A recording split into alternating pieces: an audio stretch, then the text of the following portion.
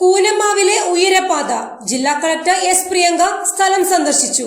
തിരക്കേറിയ ഇവിടെ തൂണുകളിൽ ഉയരപാത വേണമെന്നാണ് സമരസമിതിയുടെ ആവശ്യം. കൂനമാവിൽ 500 മീറ്ററിൽ പില്ലറിൽ ഉയരപാത വേണമെന്നാവശ്യപ്പെട്ട് സമരസമിതി നടത്തിവരുന്ന സമരം 440 ദിവസം പിന്നിട്ട ചൊവ്വാഴ്ച ജില്ലാ കളക്ടർ ജി പ്രിയങ്ക സ്ഥലത്തെത്തി സമരസമിതി നേതാക്കളും ജനപ്രതിനിധികളുമായി ചർച്ച നടത്തി.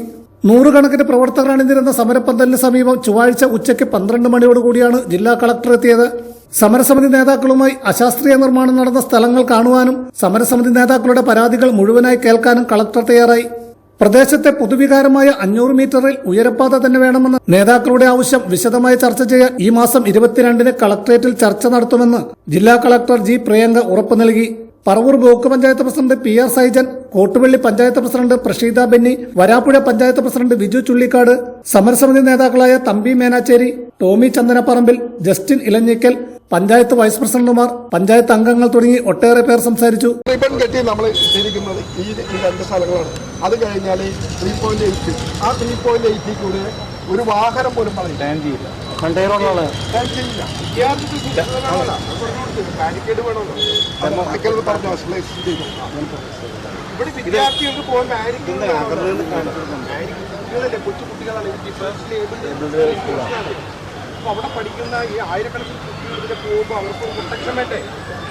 അപ്പൊ ബാരിക്കേഡ് ഉണ്ടാക്കി കഴിഞ്ഞപ്പോൾ പിന്നെ റോഡിന് വീതിയില്ല, കറക്റ്റ് അവിടെ പോയി.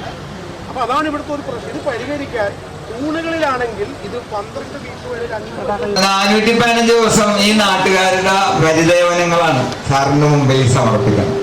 സാറിന് വിചാരിച്ചാൽ, അതായത് ഞങ്ങളുടെ നാടിന് വരുന്ന ഭയങ്കര വിപത്തിനെ അകറ്റാനുള്ള ഒരു സമരമാണത്.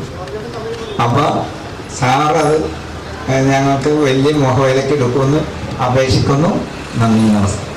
അപ്പൊ അങ്ങനെ ഒന്നിനെ ഒന്ന് വെച്ച് ഓരോരുത്തരും എല്ലാവരും ചേർന്ന് ഒറ്റക്കെട്ടായി നിന്ന് നമ്മുടെ ഈ 480 മീറ്ററിലുള്ള ഉയരപ്പാത അല്ലെങ്കിൽ 500 മീറ്ററുള്ള ഉയരപ്പാത നേടിയെടുക്കാൻ നാം ഒന്ന് ഒറ്റക്കെട്ടായി നിന്ന് വീണ്ടും കുറച്ച് ദിവസവും കൂടി നമ്മളിതിനു വേണ്ടി ആ സഹനം ഏവരുടെയും ഭാഗത്ത് നിന്ന് ഉണ്ടാകണമെന്നാണ് ഈ അവസരത്തിൽ